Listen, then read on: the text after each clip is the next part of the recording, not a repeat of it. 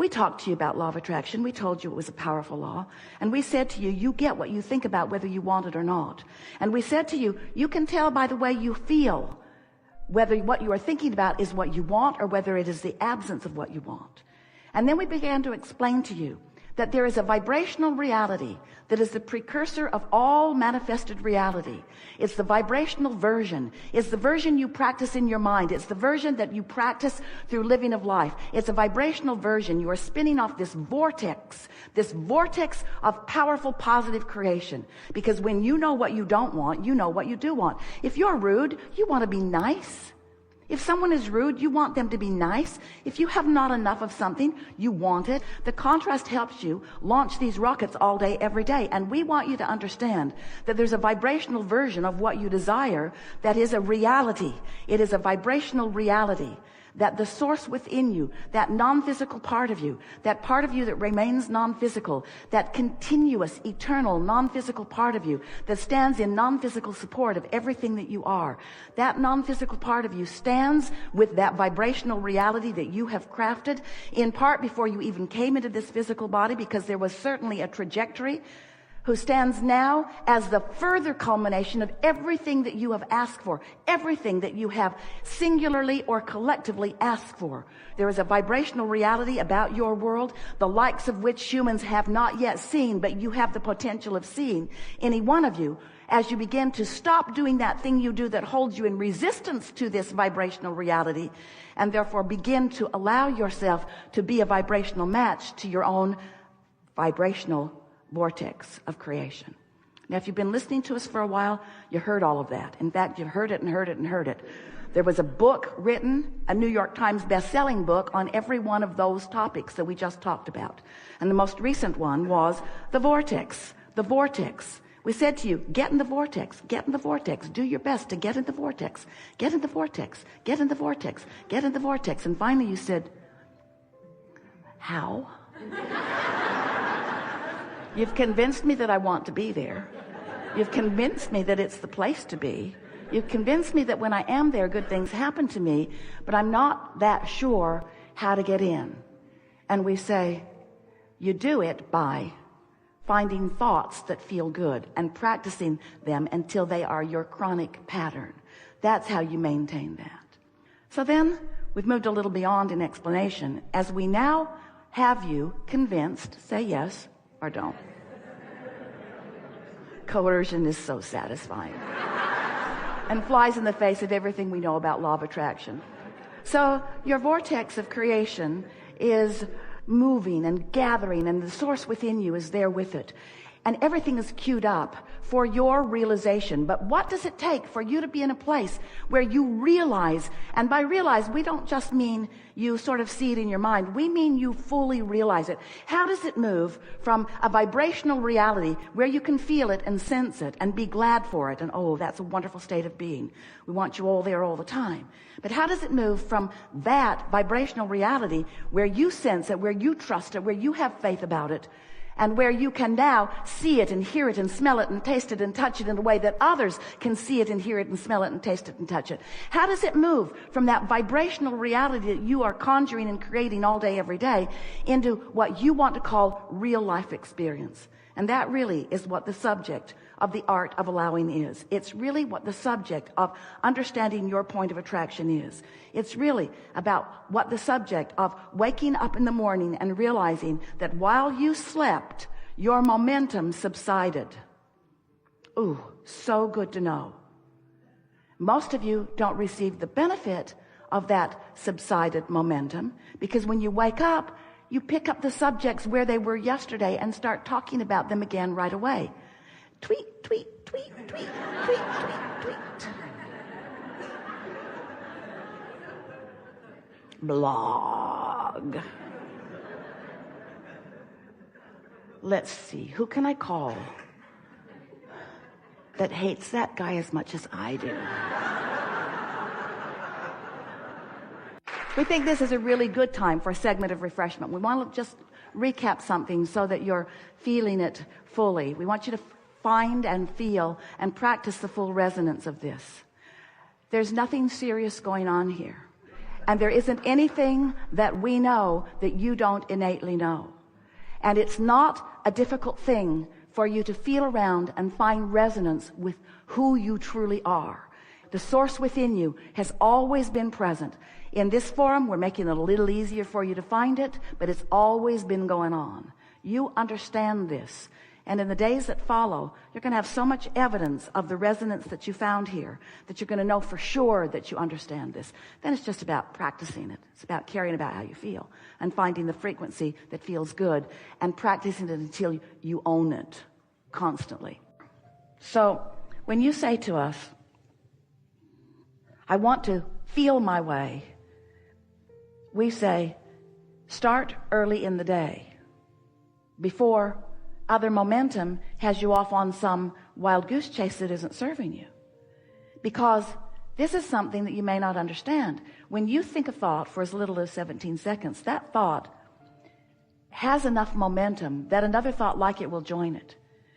And as you maintain that thought for another 17 seconds and then another until you've maintained that thought, that pure thought, not what's wanted in absence of it, but what's wanted and why. What's wanted and why. For as little as 68 seconds, there's enough momentum then that happens that you can begin the realization process right then. Thoughts will begin to flow to you. Inspiration will begin to flow to you. Thoughts are powerful, and law of attraction is responding to your powerful thoughts. So when you care about the way you feel while you are thinking, then all kinds of wonderful things begin to actualize or materialize in your experience. Something that is important for you to realize, and we really want to put this in here so that you can really absorb this. You may not have considered this before, and it can make a big difference to you. Law of attraction is always responding to your vibration. And when you are awake, you are always offering one. Sometimes you're offering it on purpose. We call that deliberate creation. Sometimes you're offering it by default. You're just watching what's on television or just listening to whoever's complaining in your ear. Sometimes you do it on purpose. Often you don't. But your point of attraction is always, when you are conscious and awake, always on. But when you sleep, momentum stops. Now, momentum and law of attraction are the same words, because law of attraction is talking about the momentum of the thoughts that you're practicing. If we were standing in your physical shoes and we wanted to get off on a better foot, and today, never mind what happened yesterday or the day before or any time before, today, right now, today, it's my dominant intent that I'm going to look for things that cause me to find resonance with what's in my vortex. Because if I can right here and now find resonance with what's in my vortex, then there will be a steady realization of what's in the vortex into my manifested experience. That's how it works, you see. That's how things come into reality. You all are very good at interpreting vibration through your physical senses. And you are so good at it that you have become primarily observers of what's been created rather than creators active in the process. But if you will be aware that there is a vibrational reality, some of it that you put there, it was a trajectory before you were even born. Much of it you've put there since you've been focused in this physical body. There's a vibrational reality that contains everything that you want. And source and all that is, the energy that creates worlds, is amassed and focused upon it. And the only missing piece for this to be fully realized by you in your see it, hear it, smell it, taste it, touch it reality is that your frequency is off from what you are asking for. And the way we're wanting you to feel that, we're wanting you to acknowledge that this vibrational reality exists. We've been calling it a vortex of creation, because it's swirling and law of attraction has gathered everything that you want. And here you stand in some relationship with that vortex. And where you stand right here and now, thinking the thoughts that you're thinking and feeling the thoughts that you're feeling about the thoughts that you're thinking, here you stand offering a vibration that is either allowing what's in that vortex to be realized by you, or is disallowing it to be realized by you. You get it? It's sort of like you've got your tuner set just a little off sometimes. So even though all of us are queued up saying, there it is over there, there it is over there, that's a trail you're going to really like. You would really have fun. There's someone who will meet you there that you'll have a really good time with. Oh, you're really going to like this. You're really going to like this.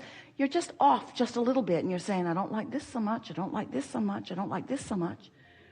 But as you start tuning your frequency, as you're talking about, as you start caring about the way you feel, then you start, instead of zigging and zagging, you're zigging and zigging and zagging and zagging. You're rendezvousing with the things that you want.